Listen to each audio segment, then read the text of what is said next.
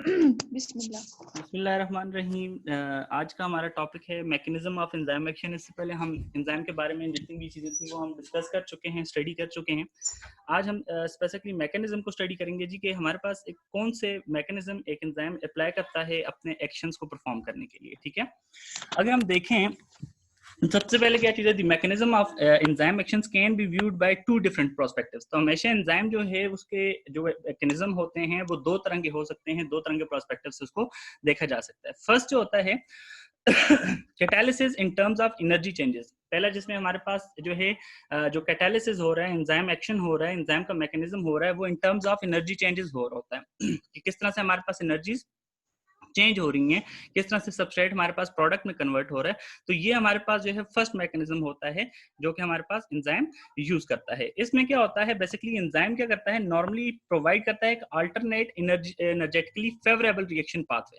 जैसे हमने देखा कि हमारे पास एक कॉमन जो है पाथवे होता है जिसमें हमारे पास जो है रिएक्टेंट जो है वो प्रोडक्ट में कन्वर्ट हो रहा होता है, मगर क्या है एंजाइम उससे डिफरेंट पाथवे यूज करते हुए उस रिएक्टेंट को किस में कन्वर्ट कर देता है, हमारे पास प्रोडक्ट में कन्वर्ट कर देता है। Such type of alternate pathway उसको प्रोवाइड करता है जो कि एनर्जेटिकली फेवरेबल होता है। एनर्जेटिकली फेवरेबल का मतलब क्या है कि उसमें हमारे पास ज्यादा एनर्जी का यूज नहीं होता और इजीली हमारे पास वो फेवरेबली रिएक्शन मीन नॉर्मली हमारे पास रिएक्शन हो जाता है, उसमें कोई ज्यादा एक्स्ट्रा हमारे पास एफर्ट करने की जरूरत नहीं होती। दूसरा जो प्रोस्पेक्टिव देखा जाता है, how the active site chemically facilitate the catalysis. पहले तो ये है कि हमारे पास एनर्जी चेंजेस किस तरह से होंगी, और दूसरा ये है कि हमारे पास एक्टिव साइट किस तरह से हमारे पास वर्क करती है। तो हम इन दोनों प्रोस्पेक्टिव्स को देखेंगे। सबसे पहले हम स्टार्ट करते हैं, जो पहला प्रोस्पेक्टिव है, energy changes occurring during the reaction. तो वर्चुअली ऑल केमिकल रिएक्शंस, ठीक है, have an energy barrier separating the reactants and the product. और वो एनर्जी बैरियर हम देख चुके हैं, वो क्या था जी, हमारे पास एक ट्रांजिशन स्टेट बन रही होती है जो उसको हमारे पास क्या है, सबस्ट्रेट ने हमारे पास क्या है उसको ट्रांजिशन स्टेट को क्रॉस करना है। This is the energy barrier. जब तक वो ट्रांजिशन स्टेट के फेज को क्रॉस नहीं करेगा वो कभी भी हमारे पास क्या है प्रोडक्ट में कन्वर्ट नहीं हो सकता। दिस बैरियर, अब इस बैरियर को क्रॉस करने के लिए जो चीज है उस this barrier is called free energy of activation. इसको हम EA से भी शो कर सकते हैं। ठीक है, अब हमारे पास इस बैरियर को क्रॉस करना है, जब तक वो इस बैरियर को या फ्री एनर्जी ऑफ एक्टिवेशन को जो है कोई भी सबस्ट्रेट जो है कन्वर्ट जो है पार नहीं करेगा, अबूर नहीं करेगा, ठीक है, उस टाइम तक जो है हमारे पास वो प्रोडक्ट में कन्वर्ट नहीं हो सकता। ठीक है, अब ये हमारे पास फ्री एनर्जी ऑफ एक्टिवेशन होती क्या है, basically it is the energy difference between the reactants and the high energy intermediate. हमारे पास क्या है, सबस्ट्रेट या रिएक्टेंट जो है उसके दरमियान और ट्रांजिशन स्टेट जो है उसके दरमियान जो हमारे पास किसका डिफरेंस है, हमारे पास एनर्जी का डिफरेंस है, एनर्जी। उसको हमारे पास क्या कहते हैं, हम फ्री एनर्जी ऑफ एक्टिवेशन कहते हैं। ठीक है, और हमारे पास जब तक ये एनर्जी का डिफरेंस ओवरकम नहीं होगा तब तक हमारे पास रिएक्टेंट प्रोडक्ट में कन्वर्ट नहीं हो सकता। इसकी एग्जांपल हम देखते हैं, the change in energy during the conversion of molecules of reactant A to reactant B as it proceeds through the transition state। अब हमारे पास ये A जो है वो हमारे पास B में कन्वर्ट हो रहा है, मगर उसको क्या है हमारे पास ट्रांजिशन स्टेट में से होकर गुजरना है। अब उसको ट्रांजिशन स्टेट तक पहुंचने के लिए जितनी एनर्जी चाहिए उसको हम क्या बोलेंगे, फ्री एनर्जी ऑफ एक्टिवेशन बोलेंगे। अब इसको हम यहाँ पे समझते हैं कि हमारे पास फ्री एनर्जी ऑफ एक्टिवेशन किस तरह से होती है। हम इस प्रोस्पेक्टिव को जो है प्रॉपर्ली हमारे पास देखते हैं। The peak of energy is the difference of the free energy. अब हमारे पास ये देखें कि हमारे पास जो ट्रांजिशन स्टेट है उसके दरमियान और हमारे पास जो रिएक्टेंट है, इन दोनों के दरमियान हमारे पास ये जो ब्लू हमारे पास एरो शो कर रहा है, ये हमारे पास क्या है, फ्री एनर्जी हमारे पास रिप्रेजेंट हो रही है। अब अगर हम बात करते हैं तो हमारे पास दो तरह की फ्री एनर्जी, अभी हम ये रेड वाली जो लाइन है इसको अभी आप कंसिडर ना करें, सिर्फ ब्लू लाइन को हम देख रहे हैं। ठीक है, अगर आप देखें तो ये हमारे पास एक जो है रिएक्टेंट है जो कि A है, और दूसरी हमारे पास जो है ट्रांजिशन स्टेट T है। जब तक ये यहाँ तक नहीं पहुंचेगा तो हमारे पास क्या है, वो कभी भी प्रोडक्ट की तरफ नहीं जा सके। इसमें कॉमन एग्जांपल आपने अक्सर देखा होगा कि आप देखोगे गाड़ी जब हमारे पास क्या है ऊंचाई की तरफ जा रही है, ठीक है, उसको एनर्जी की यूटिलाइजेशन, उसको बहुत ज्यादा फोर्स चाहिए। आप सिंपली खुद भी जो है अगर किसी ऊंचाई की तरफ आप जो है क्लाइंब करना स्टार्ट करो, आपकी एक्स्ट्रा एनर्जी लगती है, मगर जब आप क्लाइंब पे एक दफा पहुंच जाते हो तो वहां से आगे नीचे स्लाइड जब होती है, नीचे उतरना होता है, तो उसमें आपको देखेंगे बिल्कुल भी एनर्जी यूटिलाइजेशन नहीं हो रही होती, आप ऑटोमेटिकली नीचे उतरना शुरू हो जाते हो। तो दिस इज द थिंग कि आपके पास वो जो पीक ऑफ द क्लाइंब है उसको हम क्या बोल रहे हैं, ट्रांजिशन स्टेट। तो हमारे पास जो रिएक्टेंट A है उसकी एनर्जी और ट्रांजिशन स्टेट के दरमियान जितनी हमारे पास यूज हो रही है एनर्जी, उस पूरे प्रोसेस को, उस पूरी चीज को हम क्या बोलते हैं, फ्री एनर्जी ऑफ एक्टिवेशन बोल रहे हैं, ठीक है। The difference between the transition state and the reactant, इन दोनों के दरमियान जो है हमारे पास जितना एनर्जी का डिफरेंस है उसको हम क्या बोल रहे हैं, जो है फ्री एनर्जी ऑफ एक्टिवेशन। अब हमारे पास क्या है, यहाँ पे एक इंटरमीडिएट बनता है टी स्टार, इसको हम शो कर रहे हैं। इसको हम क्यों शो कर रहे हैं, क्योंकि ये हाई स्टार इसलिए लगाया क्योंकि ये हाई एनर्जी इंटरमीडिएट होता है। हाई एनर्जी इंटरमीडिएट का मतलब ये है कि ये हमारे पास अनस्टेबल है। स्टार तभी लगाया कि ये अनस्टेबल है, ये कभी भी यहाँ नहीं रुकेगी, या तो ये दोबारा से पीछे रिएक्टेंट की तरफ चला जाएगा या ये आगे डायरेक्टली प्रोडक्ट की तरफ चला जाएगा, ये वहां पे स्टेबल नहीं होता, ठीक है। Because of the high energy of activation the rates of uncatalysed chemical reactions are often slow. अब हमारे पास दो ऑप्शंस हैं। अगर मैं आपको बोलता हूँ जी कि आपने 5 स्टेयर्स को क्लाइंब करना है और दूसरी तरफ मैं बोलता हूँ आपको 10 स्टेयर्स को क्लाइंब करना है, तो कौन सा आपके पास इजी होगा? इजी होगा आपके पास जिसमें आपने 5 स्टेयर्स को क्लाइंब करना है। तो इसी वजह से अगर मैं बोलता हूँ कि जब एंजाइम आपके पास होगा तो आपके पास ये जो हमारे पास केमिकल रिएक्शन हो जाएगा वो फास्ट भी होगा। क्यों? क्योंकि उसकी ट्रांजिशन स्टेट और आपके रिएक्टेंट के दरमियान जो फ्री एनर्जी ऑफ एक्टिवेशन है वो कम है, ठीक है, क्योंकि एंजाइम इसको फेवरेबल कर रहा है, उसको एनर्जी ऑफ एक्टिवेशन को कम कर रहा है, तो आप इजीली उसको क्लाइम कर जाओगे। जबकि विदाउट जो अनकैटालाइज्ड रिएक्शंस होते हैं जिसमें एंजाइम नहीं होता, वहां पे क्योंकि फ्री एनर्जी ऑफ एक्टिवेशन या ईए जो है ज्यादा होता है, इस वजह से वहां पे रिएक्शन जो हैं वो ऑफनली स्लो होते हैं, क्योंकि उसको अचीव करना हर एक के बस की बात नहीं होती है, हर एक मॉलिक्यूल उसको ओवरकम नहीं कर पाता। दूसरी चीज जो हमने देखनी है that is the rate of reaction.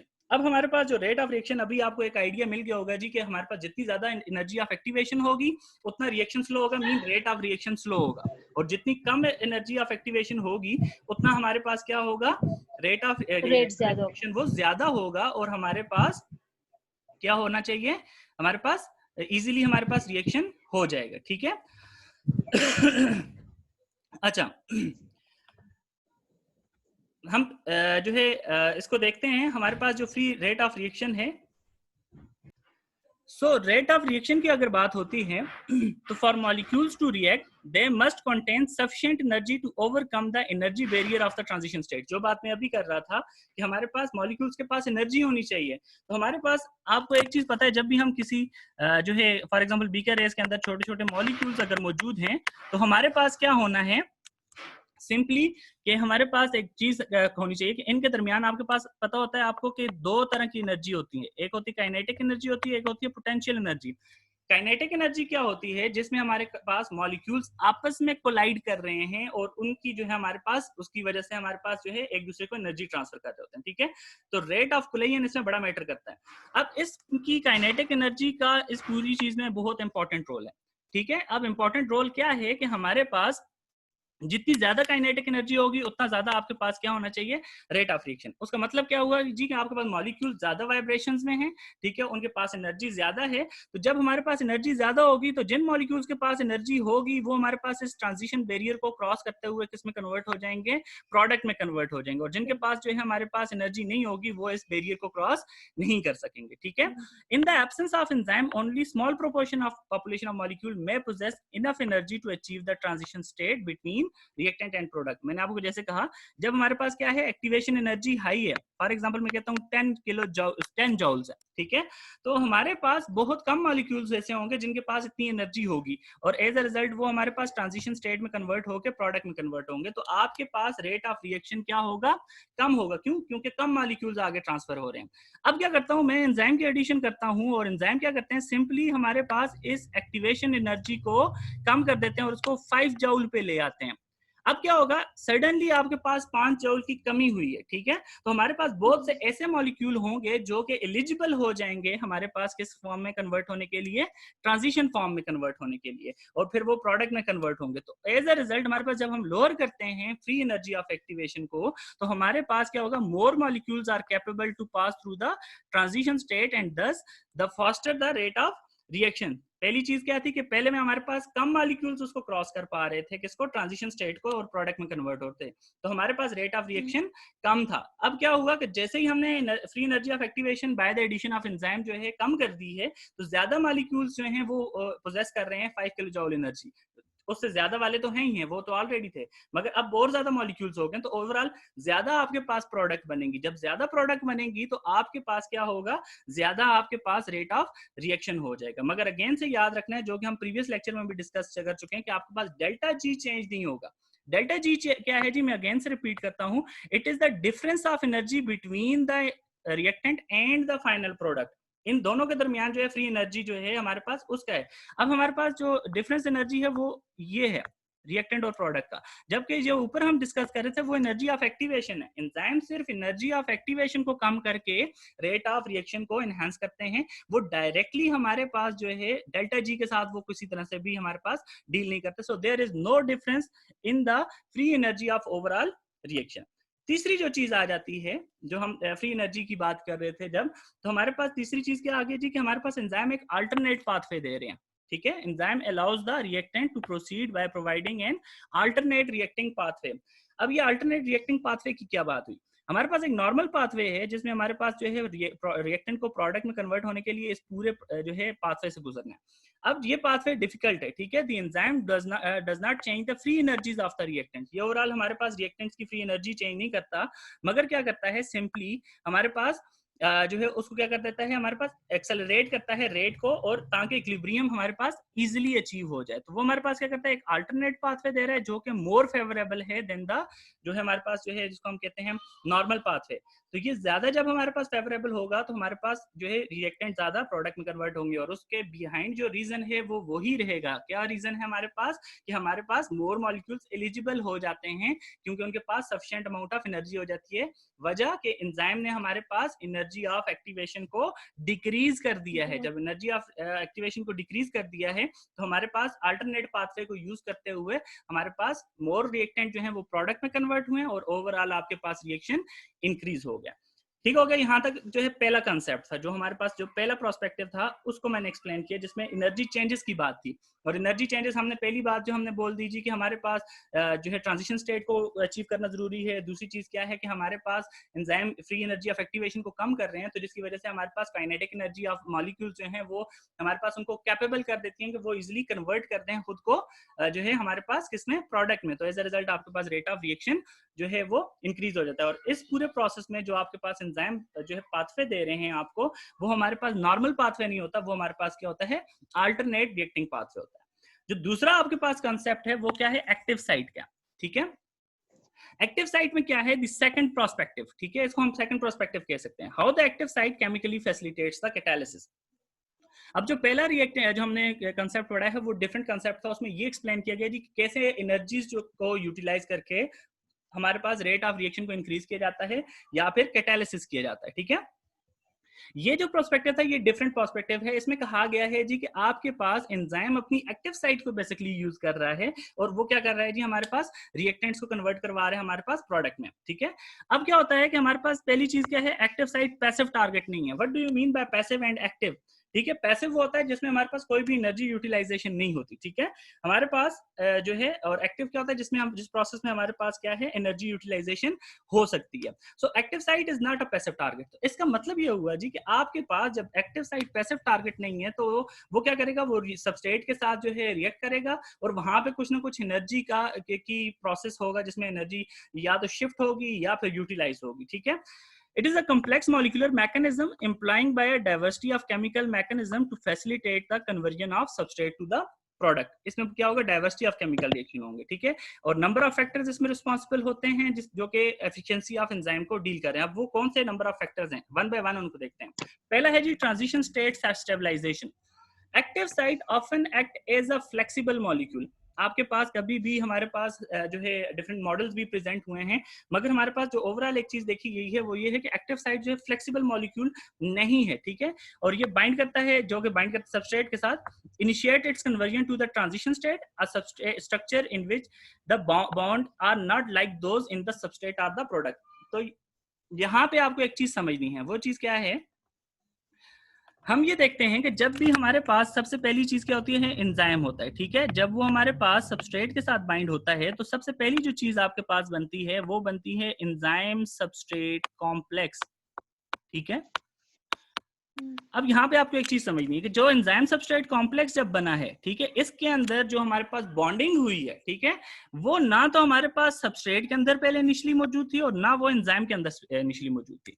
अब क्या होगा कि उसके बाद हमारे पास क्या होता है कि हमारे पास एंजाइम इस सबस्ट्रेट को कन्वर्ट करता है किसमें, प्रोडक्ट में। तो हमारे पास एक और हमारे पास कॉम्प्लेक्स बनता है जिसको हम बोलते हैं एंजाइम प्रोडक्ट कॉम्प्लेक्स, ठीक है।